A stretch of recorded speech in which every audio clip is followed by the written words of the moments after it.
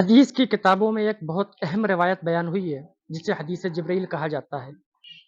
اس حدیث میں رسول اللہ صلی اللہ علیہ وسلم اور حضرت جبرائیل علیہ السلام کا ایک ڈائلاگ نقل ہوا ہے جو دین اسلام کے فنڈامنٹل فیکٹس کا موسٹ کمپریہنسو ڈسکرپشن ہے۔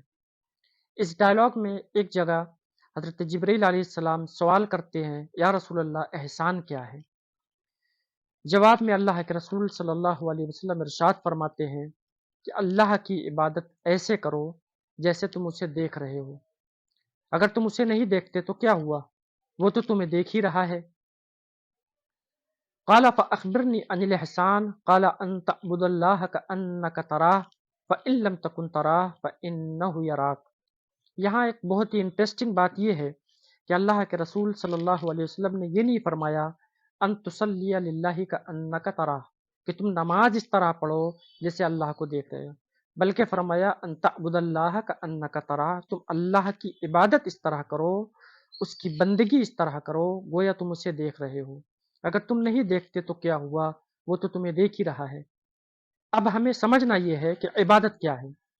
کیا عبادت صرف نماز پڑھنا، روزے رکھنا، حج کرنا، زکوٰۃ دینا، قربانی کرنا، صرف یہی عبادت ہے؟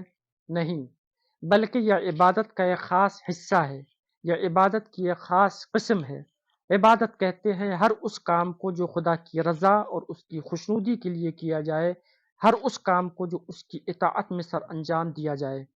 اس لیے مسلمان کی پوری زندگی، اس کی ساری سرگرمیاں، ساری ایکٹیویٹیز، سارے اعمال، اس کا سونا، اس کا جاگنا، اس کا کھانا کمانا، سب عبادت ہے اگر خدا کی مرضی کے مطابق ہو، اگر اس کے احکام کے موافق ہو، اگر حسن نیت کے ساتھ ہو، اس احساس کے ساتھ ہو کہ مجھے خدا کے حضور اس کا جواب دینا ہے، تو یہ سارا عمل انسان کی زندگی کا عبادت بن جاتا ہے۔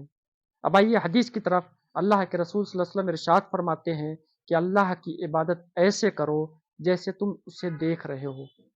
اگر تم اسے نہیں دیکھتے تو کیا ہوا؟ وہ تو تمہیں دیکھ ہی رہا ہے۔ احسان کی یہ تعریف ان ریئل سینس، حقیقی معنوں میں، اس بات کا ایک مکمل اور جامع بیان ہے کہ ایک بندہ مومن کے حسن عمل یا کسی بھی نیکی کی اساس اور بنیاد کیا ہونی چاہیے۔ وہ اساس اور بنیاد دراصل خداوند عالم کے حضوری میں جینا ہوتا ہے، living in the presence of God, God consciousness کے ساتھ زندگی گزارنا ہے۔ ہر وقت یہ احساس اپنے دل و دماغ میں سمائے رکھنا ہے کہ خدا مجھے دیکھ رہا ہے۔ وہ اساس، اس احساس میں اپنے شام و سحر کو گزارنا ہوتا ہے کہ بندہ رب کے اور رب بندے کے ساتھ ہے۔ رسول اللہ صلی اللہ علیہ وسلم نے قربت خداوندی اور ڈیوائن نیئرنیس کے اس پرسنل ایکسپیرینس کو بلاغت کی انتہا پر پہنچاتے ہوئے اس طرح بیان کر دیا کہ بندہ مومن تو اس طرح بندگی کی زندگی جیتا ہے گویا رب کریم ہمہ وقت اس کی نگاہوں میں ہے۔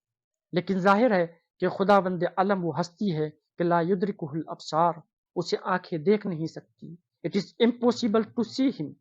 ایسی صورت میں کہ جب نگاہیں اس کا ادراک نہیں کر سکتی، آنکھیں اسے دیکھ نہیں سکتی، تو قربت الہی کی کیفیت کو تازہ رکھنے کا دوسرا راستہ اس بات کا یقین ہے کہ بندہ خالق کو نہ دیکھ سکے تو کیا ہوا، لیکن اس کا خالق، اس کا مالک، اس کا رب تو اسے ضرور دیکھ رہا ہے۔ دونوں صورتوں میں نفسیاتی سطح پر ایٹ دا سائیکولوجیکل لیول نتیجہ ایک ہی نکلتا ہے۔ آج کے اس دور میں جدید ٹیکنالوجی نے اس بات کو بالکل واضح کر دیا ہے۔ میں اس کی ایک مثال دیتا ہوں۔ ہم دیکھتے ہیں کہ بڑی بڑی دکانوں، شاپنگ مال، شاپنگ سینٹرز میں بڑی تعداد میں مہنگے مہنگے سامان اور ایکسپینسو پروڈکٹ سیل کے لیے رکھے ہوتے ہیں۔ شاپنگ کے لیے آنے والے کسی بھی شخص کے لیے یہ بہت آسان ہوتا ہے کہ وہ کسی بھی چھوٹی اور ایکسپینسو چیز کو اٹھائے، اپنے جیب میں ڈالے اور بغیر قیمت ادا کیے باہر آ جائے۔ اسے کوئی نہیں دیکھ رہا ہے۔ لیکن اس پرابلم سے نمٹنے کے لیے دکاندار سی سی ٹی وی کیمرے انسٹال کرتے ہیں۔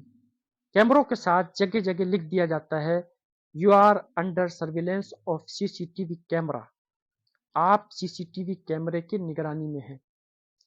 اس کا نتیجہ یہ نکلتا ہے کہ بری نیت سے شاپنگ سینٹر میں آنے والا شخص ڈر جاتا ہے۔ اسے معلوم ہوتا ہے کہ بظاہر اسے چیزوں کے درمیان شاپنگ سینٹر کا مالک یا اس کا امپلائی نظر تو نہیں آ رہا، مگر اس کی اپنی ایک ایک نقل و حرکت، اس کی ساری ایکٹیویٹیز اور ساری سرگرمیاں کیمرے کے ذریعے سے یہاں کے ذمہ داروں تک پہنچ رہی ہے۔ وہ گرچہ نہیں دیکھ رہا ہے، مگر اسے دیکھا جا رہا ہے۔ وہ اگر چوری کرے گا یا خیانت کرے گا تو فوراً نظروں میں آ جائے گا۔ یہی احساس ایسے لوگوں کو چوری اور خیانت اور بری حرکتوں سے روک دیتا ہے۔ کیمرے کی نگرانی کا یہ معاملہ اس بات کو بالکل واضح کر دیتا ہے کہ انسان کسی کو دیکھے یا اسے یہ احساس ہو کہ اسے کوئی دیکھ رہا ہے، نتیجہ دونوں صورتوں میں ایک ہی نکلتا ہے۔ یہی بات حدیث جبریل میں احسان کے حوالے سے سمجھائی گئی ہے کہ اللہ کا بندے کو دیکھتے رہنا حسن عمل کے پہلو سے بندے کا اللہ کو دیکھنے کے برابر ہے۔ یہ چیز نہ صرف انسان کو برے عمل سے روکتی ہے، بلکہ اس کی عبادت اور عمل صالح میں خوبصورتی، جمال اور کمال اور سب سے بڑھ کر اخلاص پیدا کر دیتی ہے۔ بندہ جس کے لیے کام کرتا ہے ہمہ وقت خود کو اس کے سامنے سمجھتا ہے، وہ اپنے مالک کو نہیں دیکھ رہا تو کیا اس کا مالک تو اسے دیکھ ہی رہا۔